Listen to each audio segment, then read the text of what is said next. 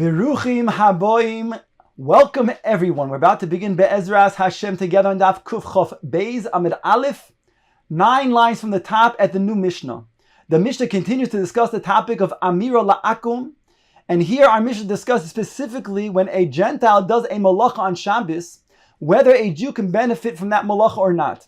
Says the Mishnah, Nochri shehidlik es haner mishtamesh la'oro Yisrael v'im bishvil Yisrael aser. If the Gentile lights a ner on Shabbos for himself, then the Jew can also get benefit from that ner, from that lamp. However, if he lights that ner for the Jew, then the Jew cannot benefit from that. Now here we're talking about a malacha di araisa of havara on Shabbos. Therefore, not only can that Jew not benefit from the ner, but any Jew cannot benefit from that ner. If it was a malacha that's dirabanan, then only that specific Jew would be prohibited from getting hano. The Mishnah goes on to say a second case. Mile mayim lahashkois behemtoi mashke achorov Yisrael v'im bishvil Yisrael oser. If a Gentile were to draw water from a well, here the well we're talking about is a Rishus HaYachid. It has the dimensions of 4 tfachim wide and at least 10 tfachim deep.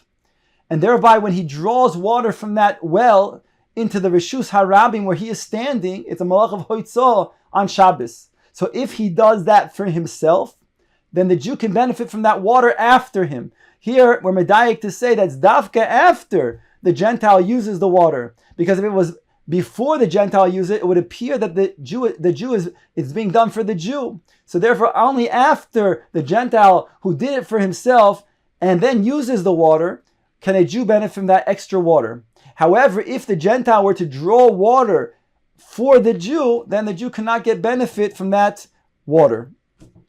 And now again, not only that Jew, but any Jew, because the malacha deraisa of hoitzah. The Mishnah continues, V'im bishvil Yisrael Oser. If it's for a Yisrael, we said it would be Oser. Maiseh Ram Gamliel v'Zakein shahoyu boim b'sfina. The Gemara now, the Mishnah now brings a Maisa of Ram Gamliel and the Chachamim who were traveling in a Sfina, and they got within Alpayim Amos before the entrance of Shabbos, so there's no issue of Tchum. And now they came to the port on Shabbos, and it says over here, the Asa Nachri Kevish Lereid Boy, and the Nachri, the Gentile, built a ramp, which would be a malacha of Boine and Makkah Bepatish, but he built the ramp, the Yardu Boy Rabbi Gamliel Vizakanim, and Rabbi Gamliel and the Zakanim, then they disembarked from the boat. In other words, another case where since the Gentile built the Kevish presumably for himself, that's why the Rabbi Gamliel and the Chacham were able to then use the Kevish. Now, in our Mishnah, it tells us that if a Gentile does a malacha for a Jew, then the Jew cannot benefit from that malacha. Yet, we learned in the previous Mishnah, Daf Kuf Chof Aleph Amud Aleph, when a Gentile were to put out a fire that broke out in a Jew's home, so the Jew doesn't have to tell him, don't put it out. In other words, he can get benefit from the fact that the Gentile was mechaber the eish on Shabbos. So what's the difference? The explanation is that in the previous Mishnah, in putting out the fire, the Gentile is putting out the fire in regards to the benefiting of the nechasim, the mamanas of the Jew. So therefore, that's considered to be something that he's permitted to do. However, it's going to be for the benefit, direct benefit of the Jew himself, then that's going to be considered something that is usher for him to get hana from. Now, what is the reason why all of this is so? Because of Amira La'akum. Since it's prohibited from the Rabbanan to then tell a Gentile to do a malacha for him on Shabbos, because then either we said a person will then either be somebody who is making a shaliach on his behalf, and therefore it's misyachis back to him doing the malacha, or he himself will then become kal be'enov, and therefore the Jew will then maybe ultimately do a malacha himself. So therefore the Rabbanan were concerned and say you cannot tell a Gentile do a malacha for you on Shabbos. But over here we're saying that a person who gets a benefit, that means if the Gentile does for the Jew a malacha, he cannot benefit because of Amir La'akum. But that's l'chara a gezerah l'gezerah. And we know you can't then make a gezerah onto a pre-existing gezerah. So the answer is that here we're not talking about a pre-existing gezerah. you're right. If it was a gezerah that the Chacham then added another gezerah on, that would be gezerah legezerah, and that we don't say. But over here, it's all one gezerah. This is including the gezerah of Amira La'akum. Just they said, within that gezerah itself, that existing gezerah that they made together with that gezerah was, you cannot then get benefit from a malacha that a Gentile did for you. So the Mishnah tells us that not only can a Gentile not can light a ner on your behalf, but if he does on his own, then you can get benefit. It also brought another case in the Mishnah where a Gentile who draws water, if he does so for himself, the Jew can get benefit, but if not, he does it for the Jew, he cannot get benefit. Ask the Gemara, why do we need both cases? Vitzricha, we need them both. Explains the Gemara, Di yashma in ner, mishum de ner le'echa ner le'meya. If we only had the first case of ner, we would say, since ner, by lighting one ner, so then when he does it for himself, so therefore the Jew can get benefit because he's not adding any additional effort for that Jew. So therefore, ner le'echod, ner le'me'ah means one candle benefits not only one person, but even many people. However, aval mayim ligzar dilma osi la'afushe b'shvil Yisrael. But when it comes to drawing water, so we might say that the Gentile is adding effort to then draw more water for the Jew. And therefore, even though he does so for himself, we might say that it's also because he might be adding additional effort for the Jew. Kamash Malan, as long as he does it for himself, we say it's mutter for the Jew to then get benefit. And also the opposite, if we only had this case where if the Gentile were to then draw water for the Jew and say that's prohibited because he's benefiting the Jew, maybe that's because he's not going to get any benefit from that. However, when it comes to then him lighting a ner for the Jew, so since ner le'echa ner le'meya means that the Gentile will also benefit, I think that's mutter, even though he's doing it for the Jew. Kamash malam, we need both cases. The kevesh lamali now asks the Gemara, why do we need the third case in the Mishnah, which really is the same type of case of ner le'echa ner le'meya? When a Gentile builds a kevesh, a ramp to disembark from the boat to the dry land, to the port, so when he builds that kevesh, that's going to benefit other people just the same without any additional effort.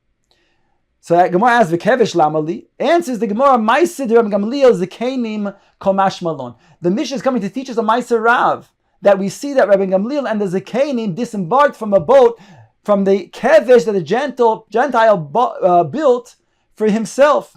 So we see over here, since he built it for himself, therefore Ma'aser Rav that they use the kevesh. The Gemara says, "Weiter now bring a brayse tanu rabbanon nochri sheliket asovim." Machil achorav Yisrael, v'im b'shvil Yisrael oser. Here the Brisa tells us if a Gentile were to then pull out grass in order to feed his animal, the Jew can then benefit from that additional grass since the Gentile did so for his own benefit, for his own behema. Milei mayim lahashkois behemtoi mashke achorav Yisrael. V'im b'shvil Yisrael oser. And this is a similar case we saw in the Mishnah, that if the Gentile draws water, and then he does so for himself, there's extra water, the Jew can get benefit from that water as well. Ba'med devar mamurin, the Brisa goes on to say, what are we speaking about over here? She'ein makiroi, aval makiroi also. That's providing that the Gentile does not know the Jew. But if he knows the Jew, the assumption is he's doing it on behalf of the Jew, and that would be usher. That's the Brisa. Ask the Gemara now on the Reisha, the first part of the Brisa. It says in the statement that Rav Huna said in the name of Rav Chanina the following: "My mid adam behemtoi al gabe asovim b'Shabbos, avaloi al gabe muksa b'Shabbos." Here it states that a person could stand his animal up on grass, which is still attached to the ground, allowing his animal to graze from that ground, from that grass. However, if the grass is already detached from the ground, then it's muktzah, and thereby a Jew cannot stand his animal onto that grass to enable him to then feed from that grass.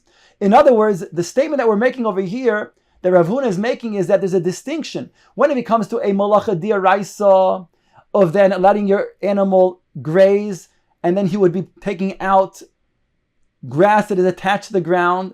So there we say it's mutter. Not only is it mutter because we say there's no shvisas behemta because it would be tsar for the animal not to then graze, but we say it's mutter. We're not worried that the Jew, the owner of the animal, will then take out the grass and be over an isser of kitzira on Shabbos.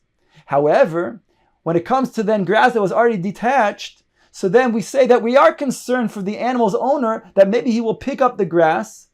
Since it's a issue of tiltul muktzah, he will be less on his guard. He'll pick up the grass and feed his animal. So it's also to do that. Yet now the Brisa before that we quoted says that if a Gentile were to then take out grass for his own animal, whatever is extra, the Jew can get benefit from that grass. So it's a stira. How does that fit with the Brisa that says that it's mutter to do that? Harei, Rav Huna says that it's also. So how does Rav Huna fit with the Brisa? Answers the Gemara, the koyim lo ba'apo va'ozlehi va'ochle. Rav Huna was speaking about a case where the Jew, the owner of the animal, he didn't stand the animal on this grass that was already taken out from the ground. Rather, he stood in a place where the animal could not pass him, and the animal was forced to then walk to the other area where the grass was already detached. So therefore it's mutter. But indeed, if we're talking about a case where it was on top of the animal, feeding the animal from grass that was detached, we'd be concerned that maybe he would pick up that detached grass, which is muktzah, and feed it himself to the animal. Omar Mar, the Gemara now asks from the sefer of the Brisa that we quoted before. Bamed devar mamurim she'ein makiroi, ava makiroi oser. When are we talking about that it's mutter for a Jew to then benefit from the malach of the goy when he did it for himself? That's when he's not makir the Jew. But when he is makir the Jew, then we say that's prohibited. Ask the Gemara, ho Rabban Gamliel makiroi havo. Rabban Gamliel, he was somebody that the Gentile who built the kevesh, the ramp, knew. So therefore, how can that be? Ask the Gemara on the Brisa. Omar Abaye, shaloi b'fon of havo. Abaye answers that Rabbi Gamliel was not present when the Gentile built the kevesh. Mashma, if he was present, then the assumption is that he would do the kevesh on behalf of the Jew as well, and that would be a problem. Rava Omar afilu teima b'fonov. Even was in front of Rabbi Gamliel. But still it would be mutter. Why? Because ner le'echa, ner le'meya. Just like we said the Surah before, when a person, a Gentile, he lights a lamp for himself, so the Jew can benefit because he's not putting any additional expenditure of effort. So too, when it comes to building the kevesh, the ramp, when he builds this kevesh, so he's not going to then have an additional expenditure of energy for the Jew who benefits from it too. When he builds the ramp for himself, so it's kevesh echad, kevesh lemeya. Meisvei asked the Gemara, Omar lehen Rav Gamliel, hoya v'shaloi b'faneinu asoi. Here it says in the Brisa that Rav Gamliel made a statement. Since the Gentile, he built it, loi b'faneinu, when we were not in his presence, therefore, neirei boy, we can go down. Is mashma, only because we were not present. But if we would be present, it would be a problem. So therefore, there's a kasha on Rava, who says even if you're present, it would be mutter. Emo answers the Gemara, Emo hoyo v'asoi neired boy. You have to say the kavan of Rav Gamliel was simply to say that since the Gentile built it for himself, therefore, like we said, a svar of kevesh le'echad, kevesh le'meya, Rav Gamliel says we can go down on it. It happened to be the scenario was that we were not present, but that wasn't the nekuda that Rav Gamliel was coming to say, and therefore it's not a kasha on Abaye. Sorry, it's not a kasha on Rava. Tashma, the Gemara now asks from another brisa, Irsha Yisrael v'nochrim darim b'soicha, a area, a city where both Jews and Gentiles live. V'haisa ba merchat hamarchetzes b'Shabbos, and there is a bathhouse that is heated up over the course of Shabbos. Im roiv nochrim muter lirchotz ba miyad. Im rov Yisrael yamtim b'kedei sheyachamu chamin. If there are the majority of Gentiles living in that city, then the din is that the Jews can benefit from that bathhouse immediately after Motzei Shabbos. After Shabbos. But if their majority are Jews that live in this city, then the Jews cannot benefit from this bathhouse immediately after Shabbos. They have to wait to the period of time because the malacha was done. Therefore, they have to wait until the time that they would then have to reproduce the same malacha Motzei Shabbos by reheating up the water. And only after that period of time that would take to reheat the water can they benefit from that bathhouse. So therefore, ask the Gemara, this is a kasha both on Abaye and Rava. Because over here, by heating up the bathhouse, let's say on Shabbos afternoon, that is also the same svara as ner le'echa, ner le'meya. When one heats up the bathhouse for one, so it's going to be heating up for everybody. So therefore, it doesn't require an additional expenditure of energy. On the other, and also in addition to that, excuse me, the fact that the Jews are not present, right? We still see that it's osir. So it's a kasha both on Abaye and Rava. Why is it that the Jews have to wait Kedei Sheyasu Motzei Shabbos instead of benefiting from the bathhouse right away after Shabbos? Answers the Gemara, Hasom ki mechamamei adaita deruba mechamamei. Since when they heat up the bathhouse on Shabbos afternoon, so then when they're heating it up, really their das is for the Jews who will use that bathhouse on Motzei Shabbos. And therefore, since their das is for the Jews, therefore it is going to be also ad kedei sheyasu. Toshma, the Gemara now asks from another brisa. Ner hadolik b'mesiba, a ner was lit from a gathering. Im rov nachri muter lishtamish la'ora im Yisrael asura. Mechza al mechza osir. Here it states in the brisa, if the majority of those people that were at the mesiba are Gentiles, then the Jews can use that light. However, if the majorities were Jews, so then it means that when they lit the light, it was for the Jews. And therefore they can't get any hano. So too, mechza al mechza will say the same svara, that maybe they did so for the Jews, and therefore it's also to benefit from this ner on Shabbos. So here we have a kasha, l'chara kasha on Rava. Because over here we're talking about a situation where over here it's echad ner lemeya. It doesn't require additional effort to then light this candle. So when it's being lit, even for some of the for the Gentiles, even if they're a miyut, it doesn't cause additional effort for the Jews, and therefore why can't the Jews benefit from this ner? Answers the Gemara, Hasam nami madlike adaita deruba madlika. Same story that we said before on top of Chaf Beis Amud Beis now. The same story that we just made before, that over here when they lit the ner, and it was for the majority of the Jews, it did it for the das of the Jews, and therefore it was for the Jews. Memela they can't have enough from this ner. The Gemara now says Shmuel ikloi lebei Avin Turin. Shmuel visited the house of Avin, who lived in the city of Turin. Ose hahu nachri adlik shraga. There was a Gentile who came and he lit a lamp. Ahadrinu Shmuel la'aped. Shmuel turned his face from that lamp. He didn't want to get any hana, any benefit from that lamp. Kiven de'achazed da'aisi shtar v'kakari. Once he saw that the Gentile took out a shtar, a document to read next to the lamp, Omar, he said, Adaita denafshehu da'adlik. He's lighting the ner for himself. Va'hadrinu ihu la'api gabe shraga. Whereby Shmuel then turned his face back to then get benefit from the ner. Hadron aloch kol kisvei.